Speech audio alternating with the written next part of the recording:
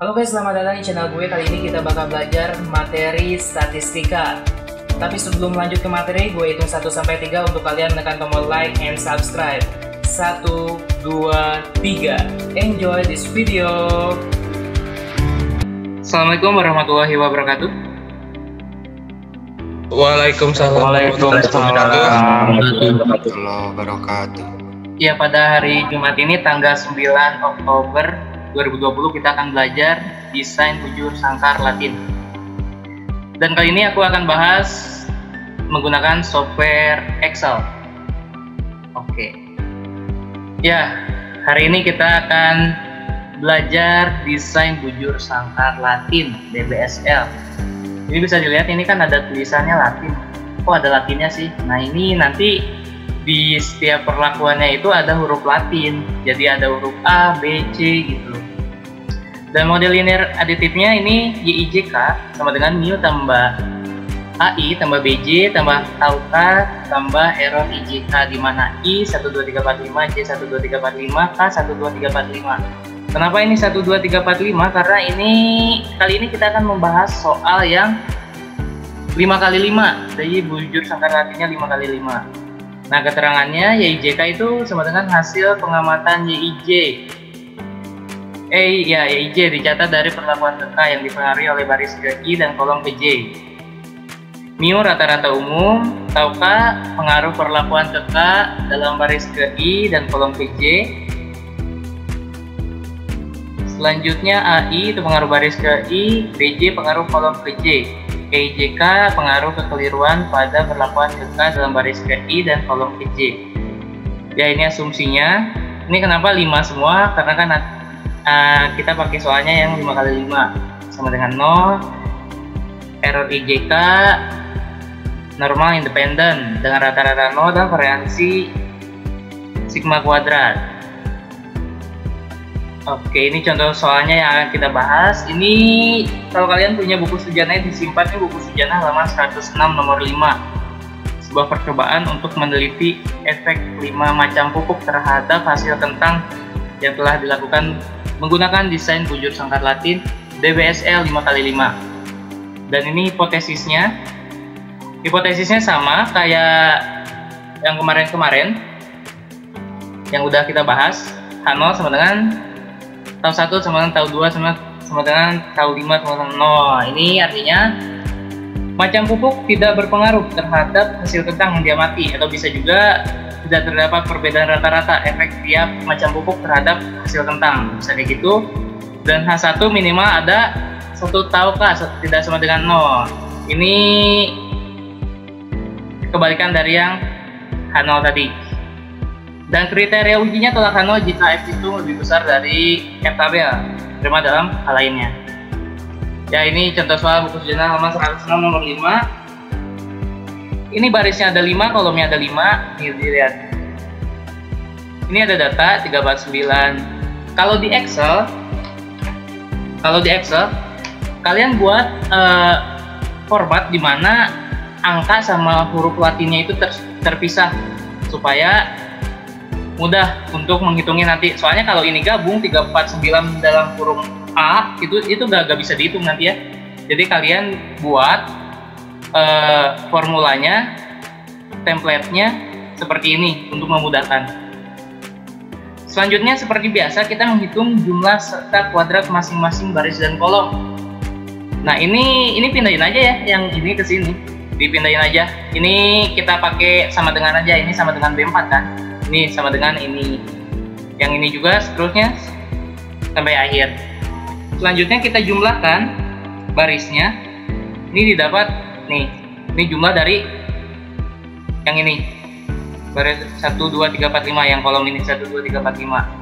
Jumlahkan dapat segini. Ini juga dijumlahkan. Lalu kita kuadratkan. Untuk keperluan nanti kita menghitung jumlah kuadrat. Nah, selanjutnya kita menghitung kuadrat masing-masing baris kolom. Jadi yang ini dikuadratkan aja. Udah itu kita tarik ke samping, tarik ke bawah, itu langsung muncul semuanya. Nah, yang membedakan dengan desain yang sebelumnya itu bedanya gini. ada huruf Latin di sini untuk menghitung jumlah kuadrat perlakuan. Jadi yang ini kita hitung jumlah yang A. Yang A itu jumlahnya berapa sih? Nah, itu dihitungnya dari, makanya kita taruh di sini itu terpisah antara angka dan huruf Latinnya itu untuk memudahkan. Nah, yang ini yang A kan? Kita double klik di sini, kita lihat. Oke, yang A-nya kan dilihat nih. A yang ini 1 tambah yang ini 2 tambah yang ini 3 tambah yang ini 4 tambah yang ini 5. Itu untuk memudahkan kita lihat, oh yang A yang mana sih? Oh yang ini. Oke, next, lanjut yang B. Yang B yang mana? Nah, yang B yang ini. Ini B, ini B, ini B, ini B, ini B. Dan seterusnya. Selanjutnya ini angka jumlah A ini kita kuadratkan juga, dikuadratkan. Angka yang A ini kita kuadratkan juga untuk keperluan nanti jika perlakuan kita hitungnya. Oke, setelah kita dapat jumlah A, B, C, D, E, kita hitung faktor koreksi. Nah, faktor koreksi itu dihitung dari mana? Ini dari jumlah seluruh baris kolom yang aslinya, jumlah seluruh baris kolom dikuadratkan, di pangkat 2 tuh dikuadratkan, dibagi, ini R-nya kan 5, ini di sini bisa R, bisa M, kalau di buku sejarah itu M ya. Ini aku nulisnya R. 5 ini dikuadratkan juga, didapat kayak gini. Selanjutnya JK total, ini JK total dari kuadrat masing-masing baris kolom tadi. Dibagi, enggak dibagi, langsung dikurangi dengan faktor koreksi. Nah, sekarang yang JK perlakuan, ini kita hitungnya dari mana? Dari yang jumlah A, B, C, D, E tadi, yang tadi ya. Yang jumlah A dikuadratkan, jumlah B dikuadratkan, lalu kita jumlahkan semuanya, dibagi dengan si R ini 5, dikurangi faktor koreksi. Jadi itu dapat nih. Selanjutnya JKB. JKB itu JK baris. JK baris, yang barisnya kita jumlahkan. Ini kuadratnya dibagi R, dikurangi FK.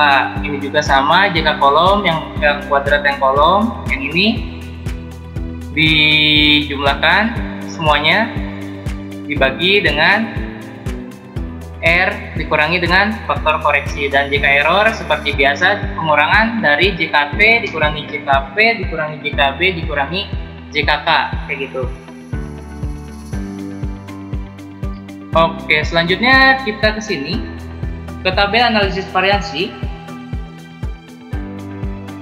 Tabel analisis variansi ini derajat bebas perlakuan baris kolom itu sama, R dikurangi 1. Nih lihat ya, 5 kurangi 1 4, 5 kurangi 1 4, 5 kurangi 1 4. Jadi sama perlakuan baris kolom. Baris ini kalau di buku itu ada juga yang bilang ini blok ke-1, blok kedua, kalau kolom blok kedua. Ya karena desain bujur sangkar Latin ini pemblokan ganda, makanya kayak gitu. Selanjutnya JK perlakuan ini pindahin aja dari sini, jadi ini sama dengan K36. K36 yang ini ya, yang ini. Selanjutnya JK baris ini kita pindahin dari sini, JK kolom juga sama dari sini, JK error juga sama dari sini. Udah itu, ini totalnya, ini JK total. Kuadrat tengah, jumlah kuadrat dibagi derajat bebas, kayak gini. F hitung, kuadrat tengah perlakuan dibagi kuadrat tengah error. Ini yang baris bagi error, ini yang kolom bagi error. Selanjutnya F tabel. F tabel ini kalau kalian cari di tabel, carinya 0,05, 4, 12. Karena derajat bebas yang pertama 4, derajat bebas yang kedua 12. Tapi kalau kalian malas untuk mencari, kalian langsung saja hitung di sini. Ini pakai rumus F distribusi, F dis dalam kurung F hitung, koma derajat bebas yang pertama, koma derajat bebas yang kedua. Langsung muncul kayak gini. Selanjutnya kita kasih keterangan signifikan atau tidak signifikan. Nih, keterangannya kayak gini. Kalau p-value-nya lebih kecil dari 0,05, itu artinya signifikan. Kalau lebih besar dari 0,05 itu tidak signifikan. Ini kan lebih kecil ya, ini juga lebih kecil, ini juga lebih kecil. Makanya ini signifikan semuanya. Oke, kalau kita pakai software R nih, ini kalau pakai software R, kalian tinggal tulis aja ini perlakuan, baris, kolom, respon. Itu ini kenapa sih 1, 2, 3, 4, 5? Ini harusnya aku gak perlu jelasin ya, yang R nanti tanggung karena ini aku udah buat juga. Ini 1, 2, 3, 4, 5. Kenapa 1, 2, 3, 4, 5? Udah itu dilanjut 2, 3, 4, 5, 1. Ini perlakuannya lihat aja sini nih. Ini latinnya kan A, B, C, D, E. Udah itu yang kedua B, C, D, E, A. A itu kita anggap 1, B2, C3, D4, E5. Terus ini kan yang B. B itu kan 2 tadi. B2, C3, D4, E5, A1. Jadi ini aku hitungnya ke bawah ya. Jadi di sini 1, 2, 3, 4, 5, 2, 3, 4, 5, 1, 3, 4, 5, 1, ini ke bawah jadinya.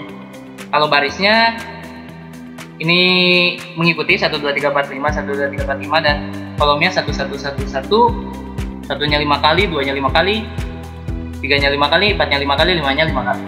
Terus responnya mengikuti yang perlakuan tadi ini. Kan aku ke bawah nih, makanya ini kan 349, 363, 293 kan, itu ke bawah. 349, 363, 293 kayak gitu. Selanjutnya kita gabung pakai data frame, perlakuan, faktor perlakuan, baris faktor baris, kolom faktor kolom, respon sama dengan respon. Udah itu kita buat tabel angkanya. Ini aku pakai RStudio, pakai sintaks yang tadi dan muncul ini. Lihat di sini 67259, 67259 kita bandingkan dengan Excel. Ya sama ya. 67258,96. Karena emang kalau di R itu seringkali dibulatkan.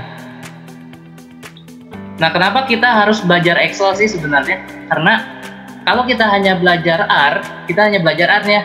Cuma ini aja, kita input perlakuan baris kolom udah gitu. Kita nggak tahu tuh ngitungnya gimana. Ngitung yang tadi aku sampaikan, yang tadi yang jumlah A, B, C, D, E gimana sih? Kan nggak tahu kita kan kalau di R. Makanya kita belajar juga yang Excel. Karena seringkali kalau UTS, UAS itu kan suka diminta itu dari mana angkanya kayak gitu kan. Kalau di R kan langsung muncul. Jadi R ini berfungsi untuk ketika kalian ingin membandingkan jawaban saja. Jadi yang Excel udah beres nih, kalian udah beres itu, mau dibandingin sama yang R sama gak sih? Kalau sama berarti jawaban kalian benar. Catatan kalau yang R sintaks R karya kalian juga benar ya kalau gitu ya. Dan kesimpulannya karena ini signifikan, nah berdasarkan perhitungan di atas dengan menggunakan alfa 0,05 diperoleh F tabel 0,05, 4,12, 3,259 sehingga F hitung lebih besar dari F tabel. Nih kalau kalian nggak percaya ini lihat aja. F hitung lebih besar dari F tabel. Ini 131 dibandingkan sama 3,2. Ini 3,42 dibandingkan sama 3,2. Ini 13,8 dibandingkan dengan 3,2. Itu lebih besar semuanya F hitungnya. Maka H0 ditolak, yang artinya bahwa perlakuan macam pupuk berpengaruh terhadap respon. Responnya apa? Hasil kentang yang diamati, atau bisa juga terdapat perbedaan rata-rata efek tiap macam pupuk terhadap hasil kentang yang diamati. Oke, untuk perkuliahan hari ini aku tutup. Terima kasih teman-teman yang udah menyempatkan hadir untuk mengikuti perkuliahan praktikum desain eksperimen. Semoga materi yang telah aku sampaikan bisa teman-teman pahami. Assalamualaikum warahmatullahi wabarakatuh. Waalaikumsalam Waalaikumsalam warahmatullahi wabarakatuh. Terima kasih Kang. Gimana guys, paham belum? Untuk materi selanjutnya bakal gue upload minggu depan. See you.